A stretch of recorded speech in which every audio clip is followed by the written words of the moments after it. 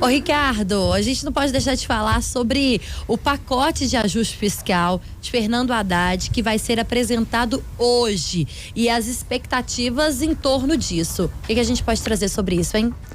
Pois o ministro da Fazenda, Fernando Haddad, vai apresentar hoje esse pacote que tem o objetivo de diminuir o déficit previsto no orçamento, né? De 230 bilhões, eles querem diminuir, e há uma expectativa de que esse pacote fique perto de 150 bilhões. E aí, quando se fala em ajuste fiscal, as pessoas poderiam imaginar corte de despesas e tal, mas a expectativa no mercado e pelas conversas que já se teve no governo é de que esse ajuste fiscal se dê com aumento de arrecadação, né? E aí, o que se está trabalhando, né?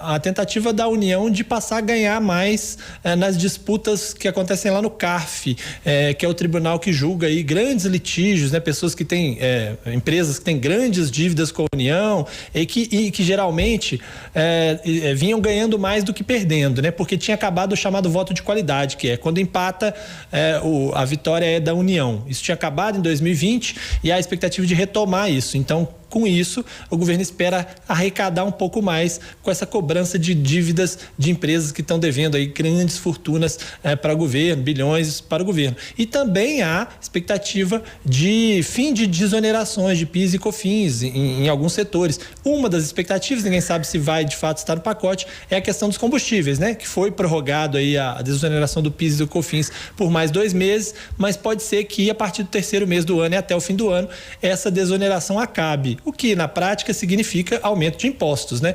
Para poder conter esse déficit de 230 bilhões. Então, é uma medida impopular, né? Obviamente, as pessoas não gostam porque vão pagar mais imposto, na prática vão pagar mais imposto, mas por outro lado o mercado acha ótimo porque considera que há uma política de credibilidade aí das contas públicas. Então o Haddad tenta fazer essa ligação, né? Assim, de um lado o governo quer, né, manter sua popularidade em alta, mas por outro precisa recuperar credibilidade na área econômica, e esse pacote vem para isso. E ele mesmo, Fernando Haddad, né, Ricardo, já havia perdido uma primeira batalha exatamente na desoneração dos combustíveis, isso. Porque foi uma decisão direta do Palácio do Planalto, atribuída ao presidente Lula, de que, em função do caos que poderia se criar, caos, eu estou falando no sentido mesmo de imagem pública, de como politicamente ia ser interpretado um aumento da gasolina, dos combustíveis, aliás, logo no início do ano, no começo de mandato, cercado entre tantos outros problemas também.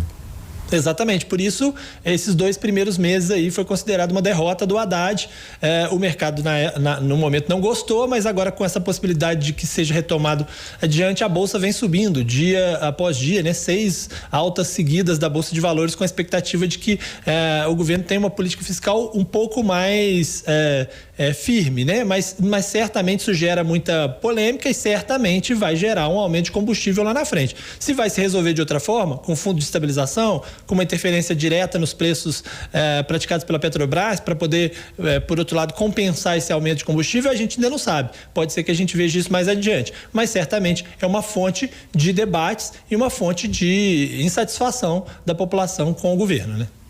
Vamos falar da situação de José Múcio também, Ricardo, porque tem dúvidas aí, se sai, se fica, se continua, se a relação foi abalada no governo federal depois dos atos no domingo. Exatamente, o Múcio tem aí o apoio de Lula, né? A confiança do presidente Lula, mas há muitas insatisfações no entorno do presidente, sobretudo no PT. A gente até viu aí algumas notícias de que ele sairia, né? Umas notícias que foram consideradas fake news. O próprio André Janones publicou que ele entregaria a carta de renúncia, ele teve que desmentir. Ontem o ministro da Casa Civil, Rui Costa, também chamou de fake news, disse que não é verdade, mas o fato é que o Múcio está numa posição muito difícil, que é a posição seguinte: por um lado, os petistas cobram e pressionam para que ele tenha uma postura mais dura com as Forças Armadas nesses episódios todos, porque consideram que as Forças Armadas foram lenientes com os acampamentos, na frente dos quartéis e tal. Por outro lado, não é tão simples, né? Ele precisa ganhar a confiança dos generais, ele precisa ganhar a confiança das Forças Armadas, então ele se move ali entre cristais, né, para evitar quaisquer distúrbios. Então, sim, ele foi colocado lá justamente para isso. Ele é uma pessoa que dialoga um pouco mais e tal.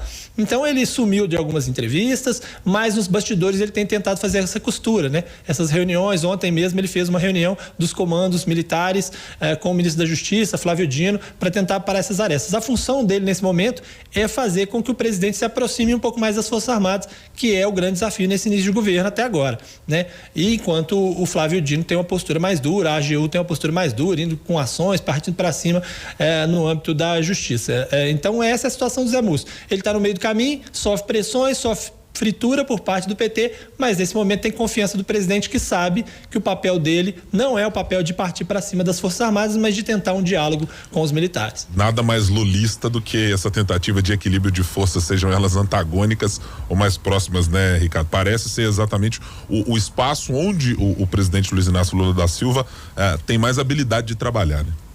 Não, o pragmatismo de Lula é assim, né? O Lula sempre foi menos à esquerda do que o PT, né? Seus governos sempre foram assim. O PT sempre tentou pressionar para puxar ele o mais para a esquerda possível, e ele fica ali no meio do caminho, contemporizando e tentando criar uma situação em que consiga haver um diálogo um pouco maior, porque ele sabe que só assim ele conseguiria governar de fato, né?